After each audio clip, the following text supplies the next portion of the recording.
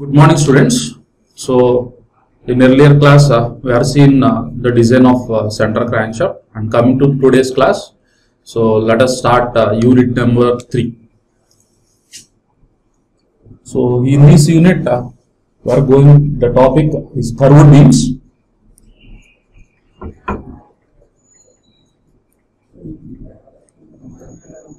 So, what is curved beams? So in your earlier course, so mechanics of solids, you are seeing that so the deflection of beams. So here the beams, the concept of beams, you already know that. So that in there we are seeing that. So it is only a straighter beams. So initially the beams are straighter. So whenever we are going to apply some loads, then only the machine member is going to deflect. So which means the curvature effect can be causes only by the application of the load. But here in the case, so curved beams, so in such cases, in some cases, so there are some of the machine members, they are having the initial radius of curvature, which means so the beams are initially having some curvature effect. That is either curvature, that is it will be initially it is going to in a bend about a center of curvature, that is about any of the center. So the beam is going to bend. So for example, you can take a machine frame. So this machine frame for the press, so hydraulic presses, you can take the machine frame in this fashion. So it may be in this fashion. So it is here the tool holding device. So as well as the work holding device can be used. So it is a frame of a hydraulic press. So you can observe here. The frame is initially having some curvature. That is initially it is having some bend. So curvature effect. So that so the beam. So that we call it as a curved beam. So as I can also see the crane hooks. So which is also a curved one, say about the axis center of the crane hook. So it may be also an act as a curved beam. So here in this case, so whatever the concepts you are seen for the deflection of beams, that is what assumptions we are taken for the straight beams. So the same assumptions can also be applicable for the curved beams. So like it may be the material is applicable, that is the Hooke's law is applicable. So the material is homogeneous and isotropic. So the layers are free to expand or free to contract likewise. So whatever the assumptions we are taken for the straight beams, in the deflection of beams, the same assumptions, all the assumptions can also be applicable for the curved beams. But here the case, the beams are initially having some curvature effect here, and that beams we call it as curved beams. Clear? So in this case, so initially, so the stresses induces in the beam is again the bending stress. So but whatever the equation we are derived for the deflection for the beam, that is M by Z. So for the simply supported beam, so or the cantilever beam, you can take so the moment will be WL, and the section modulus will be BD square by 6. So I can take, so this gives the relation for the bending stress for the straight beams, but which does not hold good for the curved beams. So the stress induced, the nature of stress induced is a bending stress, but the equations that applicable for the curved beams, which is different. So in this class, let us see. So the stress induces in the curved beams. So that is a simple derivation, and you can also call it as a Winkler-Bach theory. So the beam can initially having some curvature effect. So in this fashion, you can take so which is also having a certain curvature effect with the radius of R about the center of curvature O. So for these type of section, so by the application of moment here, so in this case the moment, by application of moment, the beam is tends to straighten. So in this case, so by the application of the load or the moment, so the beam is going to bend, but in this case by the application of the moment, so the beam is initially having some curvature effect. After applying of load or the moment M upon the beam, so the beam is tends to straighten. So the stress induces in this case, that is what we are going to discuss in this class. Clear? So let us go into the derivation. So how these stresses is going to find out for the beam having the initial radius of curvature. Okay, coming to the case. So here, so I considered a initial curvature beam. So with the radius of inner radius, so that is denoted by Ri, and the outer radius of curvature, it is denoted by R0. So it is the center. So here I consider a beam. So if you take a cross section of the beam, so wherever you can take, so you can take a cross section. So I can take a rectangular section beam here. So it is a rectangular cross section beam. So having some initial curvature, so about the center O. So their initial curvature with respect to the inner fibers, that is fibers nearer to the center. So we call it as Ri, and the fibers at the outer portion of the beam. So that is here it is the portion. So here the axis center can be, so it is the center of curvature O. So here it is Ri, and this one is R0. Clear? So we know that for the beam, so at the center of the beam, so for the rectangular section, so that lies a centroidal axis. So in the case of a straight beam, the centroidal axis as well as the neutral axis, there is a two axes are there. So one is centroidal axis and another one is neutral axis.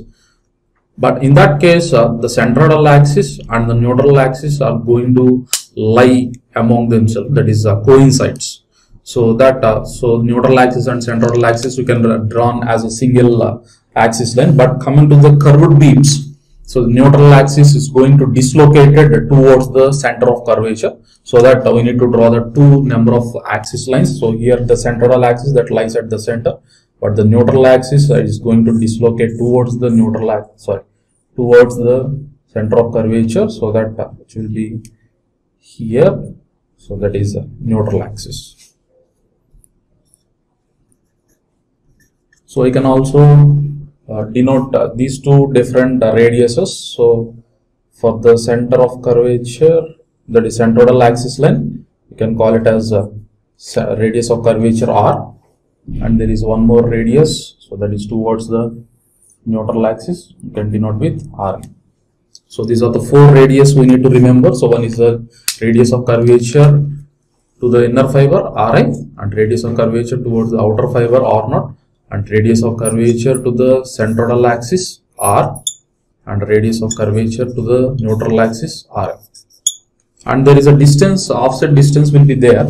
So between the two axes, that is the central axis and neutral axis, denoted by small e. So in which case, so here this beam is subjecting to the bending moment here. So that is so this tends to straighten by means of acting of bending moment M. So whenever with the application of moment, so we are trying to straighten this beam. So the moment is acting in this direction. So that so for calculating finding out the stresses induced in it,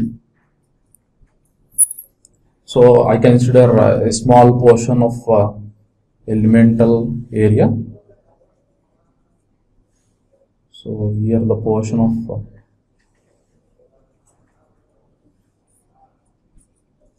so with an angle theta.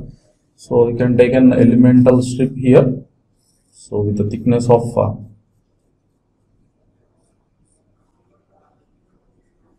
dy. So from the distance of centroidal axis, the distance is y. Clear? So here, so we know that so this theory, you can also call it as Winkler-Bach theory. So in examination point of view, they can ask us, so write the necessary equations involved in Winkler-Bach theory like that. So here, so this is the notations we are using. The small e is offset distance, and the 4 radius of curvatures, and m is the moment acting on the beam, and the capital A is the cross sectional area. So for the elemental strip, we consider a dy is the thickness, and dA is a cross-sectional area for elemental strip we consider, and theta is a strip angle. So here for the Winkler-Bach theory, so we know that initially Hooke's law. So what is Hooke's law? We know that Hooke's law is stress directly proportional to the strain. So stress is directly proportional to strain. So from that the stress can be written equal to Young's modulus into E. So strain. So from that, so it can be kept as 1. So small e is a strain. So we know that strain can be written as a change in length by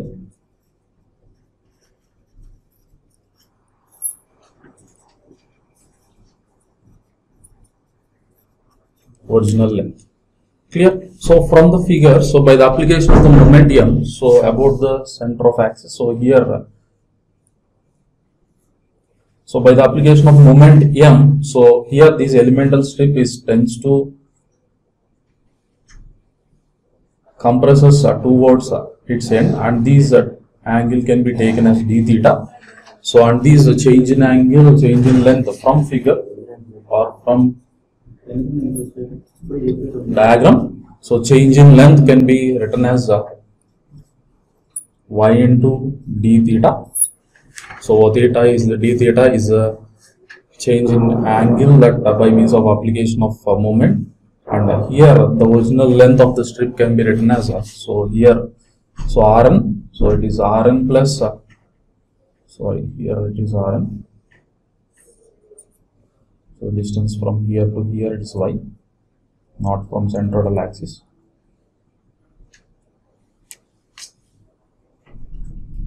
Clear?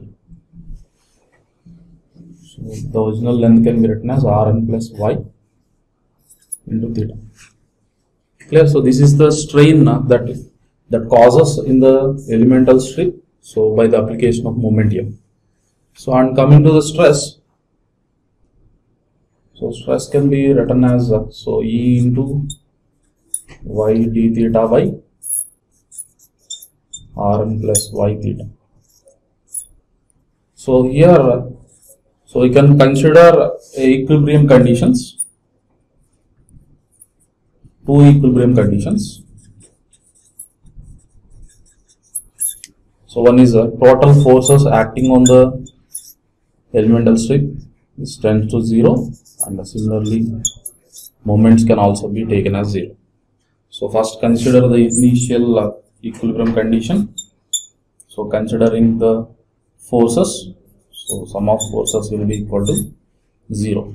So force can be written as, so we know that stress equal to load by area. So here force can also be written as, so how can we write the force? So the total forces can be equal to 0. So the force can be written as stress into, so elemental strip area, so sigma into dA. Clear? So we can substitute the values of sigma here. So integral Ey d theta by Rn plus y theta into dA equal to 0. So that is the first condition. So forces F equal to 0, sum of the forces. So from these, so we can also written E d theta by theta.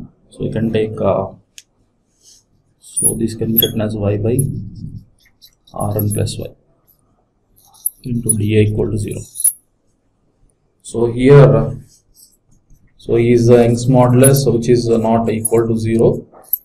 So we know that it is a material property which is not equal to 0. Therefore, you can write so integral y Rn plus y dA, you can take it as 0. So this will be taken as equation number 2.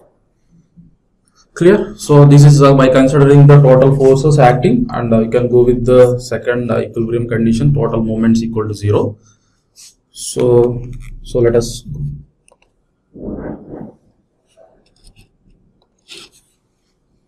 okay, you can take the second condition. So sum of the moments, all the moments is equal to 0. Clear? So here, so moments can be written as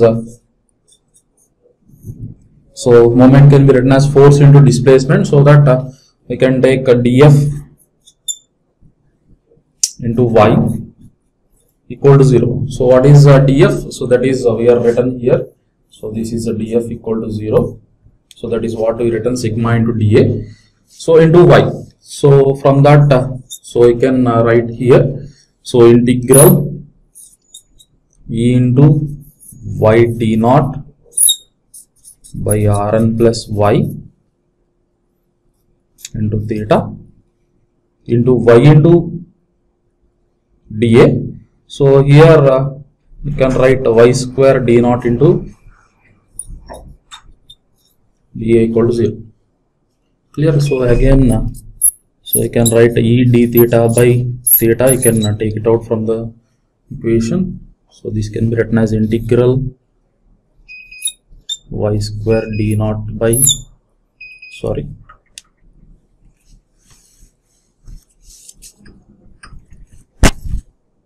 integral y square by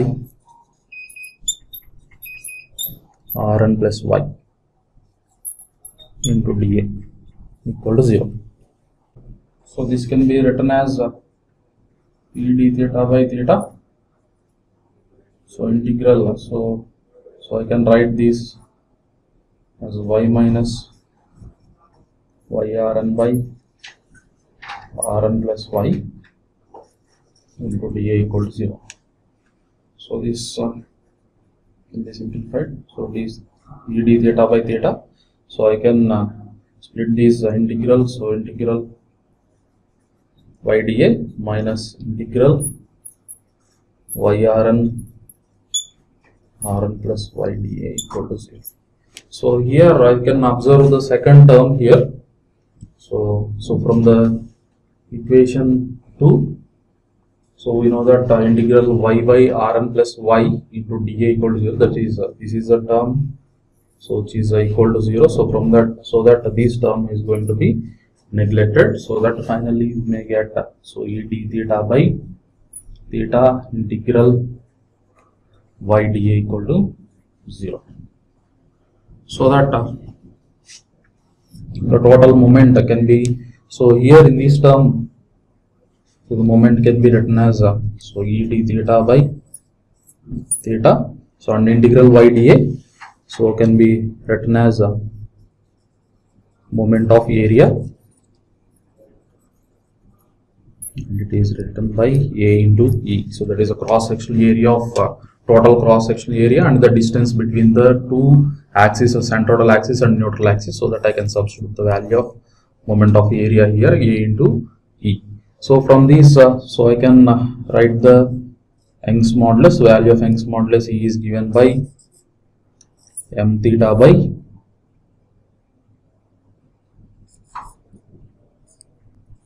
A into d theta. Clear? So now substitute the value of Young's modulus. So I get in Young's modulus value here. So now substitute the value of Young's modulus in equation 1, and the strain we already derived in earlier case. So the equation 1,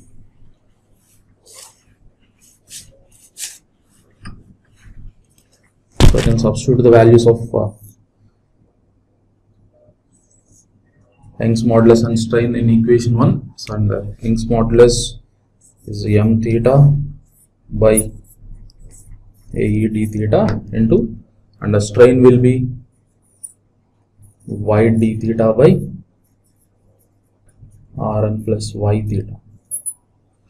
So here, so the strain, so which type of strain that inducers are acting on the strip. So here the elemental strip, by the application of momentum, the strip is going to be compressed. So why? Because so here it is above the centroidal axis, so here the layers are tending to contract. If it is the case, if you are taken the strip below the centroidal axis or the neutral axis here, not centroidal axis, neutral axis, and that strip is tending to expand. But here the strip is going to contract, so that the value of strain is compression. So I can take a negative sign here. So minus y d theta by Rm plus y theta. So here theta may get cancelled and d theta may get cancelled. The stress sigma is given by minus m into y by Ae into Rn plus y. So this is the generalized bending stress equation. That is a general expression for the stress induces in the beam. That is for the elemental strip here. So for this case, the stress induced, this is the generalized stress equation for the curved beam. So that is the bending stress. So but the maximum stresses that we are observed at the inner and outer fiber. So here it is a neutral axis, but we know that with respect of the distance that moves out from the neutral axis, the stress is going to be maximum. So that the maximum stresses we observed at here, that is the outer fiber as well as at the inner fiber. The maximum stress is observed at only at inner and outer fibers. So that here the distance values may be taken. So the distance from neutral axis to the outer fiber can be taken as y0, and here it is ya. So yi is the distance from neutral axis to the outer fiber. That is here it is the neutral axis. This is the y0 we can denote, and here it is a yi, that is the distance from neutral axis to the inner fiber. So the stress inducers can be find out that the stress induced at the inner fiber can be given by, so when so we can take so for the outer fiber, so y can be equated to the y0. So if it is y is y0, then the stress is going to be calculated at the outer fiber. So I can denote with sigma b0. So it is given by minus m into, so y is equal to y0. So minus m into y0 by Ae into Rn plus y0. So here I can see, so what is Rn? So 0 to, that is center to the neutral axis is the Rn. So this is the neutral axis, this is the Rn. So plus y0. So that is the distance from center to the outer fiber, that gives indirectly or directly R0. So I can write here Ae into R0. That gives the stress induces at the outer fiber. Similarly, stress induced at the inner fiber. So y is given by y is equal to the yi. So here, so y0 is above the neutral axis, so I can take it as a positive. But yi is below the neutral axis, so I can take this as a negative sign. So then the stress induced can be given by, so here I can write, so the stress induced can be given by sigma bi equal to, sorry, so otherwise I can write here, so sigma bi is equal to stress induced at the inner fiber, so m into, so minus yi, so y is tends to equated to the minus yi, so minus get cancelled, minus, so that m yi by Ae into, so again Rn minus yi. So what is Rn? That is the center of curvature to the neutral axis is the Rn. So this is the Rn. So minus yi. So this is the distance from neutral axis to the inner fiber. So that directly indicates the radius of curvature to the inner fiber. Clear? So this is the bending stress at the outer fiber. So minus m y0 by Ae into R0. And this is the stress induced at the inner fibers, here yi by Ae into R. Clear? So these are the two stress, that is the maximum stresses, maximum bending stresses induced at the inner and outer fiber of the cross section. So here for the section, so if it is a section is also subjected to the axial load. So if the case the load in this case, so in this direction, if the axial load is also acting, so that case in those cases we can also find the resultant stress. So that can be given by the algebraic sum of the axial stress, that is direct stress. We know that load by area. So that is stress is acting, that is load is acting along the axis in this direction. So that the stress can be direct stress or axial stress, that is finding out by using a load by area. So in those cases, so we can also find out the maximum of the resultant stress induces at the inner and outer fiber, that can be given by the algebraic sum of the both the direct stress, that is sigma d I can denote with, or sigma a you can also take. So direct stress or actual stress I can denote with sigma d, and plus or minus the bending stress at inner and outer fiber, so that you may get the resultant stresses at inner and outer fibers by the sum of all direct stress and the bending stress. Clear? This is the how we are going to finding out the stresses induced in the beam having the initial radius of curvature, and this theorem we can also call it as Winkler-Bach theory or Winkler-Bach theorem. So in any of the question they can ask for what are the necessary equations involved in the curved beams, or necessary equations involved in the Winkler-Bach theory or Winkler-Bach theorem, or find out the resultant stresses induced in the curved beam having the initial radius of curvature. So in this fashion they can ask the equation. This is the only one derivation we can have in this unit number 3, which is a very small unit compared to the related to the remaining all the units, which is also simple. So we can see how the problems are going to perform, or problems are going to solve. That is a design procedure for the curved beams that we will look into the look in the next class. Clear? Thank you.